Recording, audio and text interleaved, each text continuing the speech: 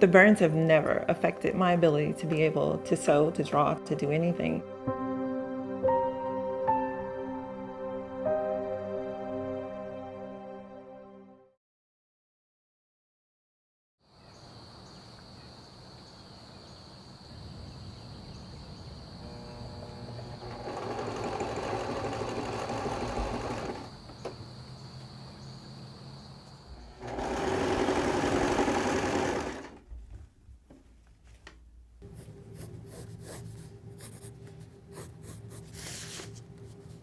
I always have a sketchbook. I have tons of them, actually. There's one here, there's one in the office, one in my bedroom, so I'm constantly sketching. When I'm drawing, it's almost like a kind of peaceful thing. It kind of gives me my moment of my awe moment, you know, where I can just relax.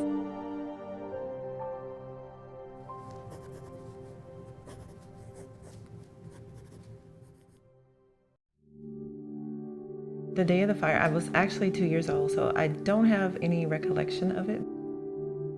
All I remember was an explosion. My parents were outside, and I remember my mother, my father, running to the house. It was myself and my 6-year-old sister. We were standing next to a heater when it exploded, and she passed from smoke inhalation 5 days later. I really wish I could remember her. I received 3rd-degree burns to my face and hands. Linda's burns, it was very hard, being that young, because you just didn't understand.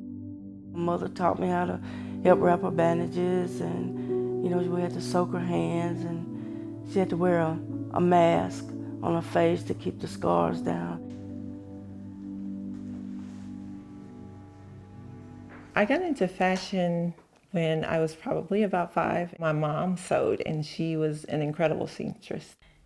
I think that was one of her ways of tricking me into getting the mobility back in my hands. Once she saw that I really liked sewing, she started to teach me how to do little things. I was never treated as though I was a burn survivor. I was never treated as though I had limitations. My burns never interfered with my ability to do anything when it came to sewing. I figured out my way of doing it. My right hand is pretty much, functional. The left, that's the one where I kind of adjust it and make things work for me my way. I absolutely got reactions from people on the street. You get the ugly words that people say that will always stick with you. Yeah. There are still times, I will catch someone taking a second look or staring, but I mean, it's just a part of life now.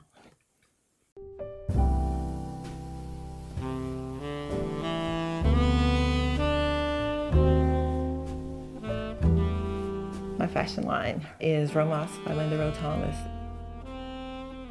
My fashion inspiration actually comes from just about anywhere, It could be going to market and seeing the fabric first.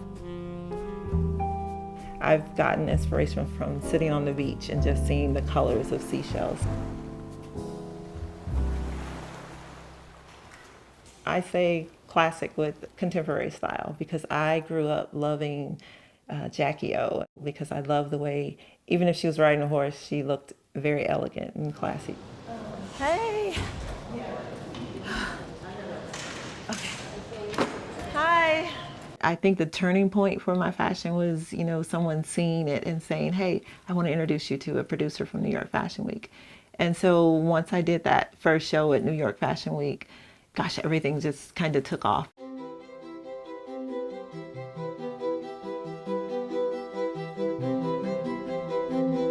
Dressing people for the Golden Globes and for some of the red carpet events it's really surreal, because it was that thing that I dreamed of. I used to make my younger brother and sister pretend to be models on the runway. That's an amazing feeling.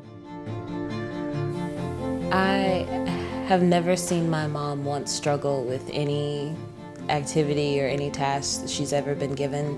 She's always told me how she was always raised to believe that can't wasn't a part of her vocabulary, and that's something that she really tries to enforce in us as well. Just black, we'll make it work.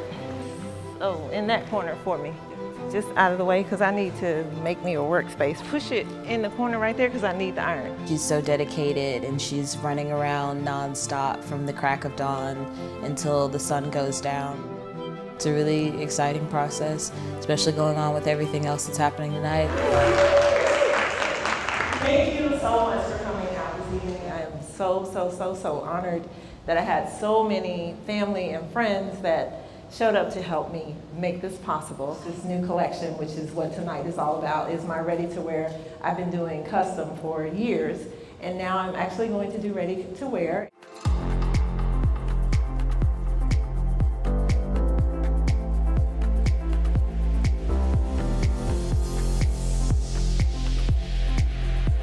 This is my big sister Sharon. Please stand up.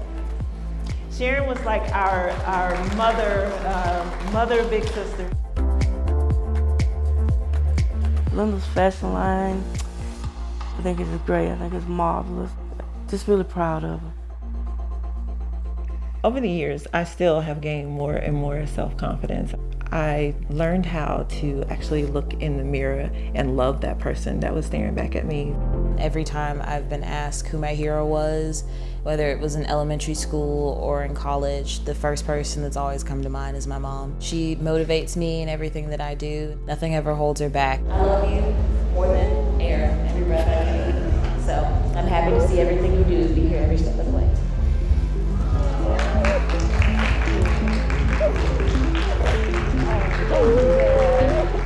She's amazing in every way possible, because she's an incredibly strong woman. Knowing that when this accident first happened at 2, the doctors told my mom that I would probably never have a really good quality of life because of my hands. And yet these hands are doing remarkable things.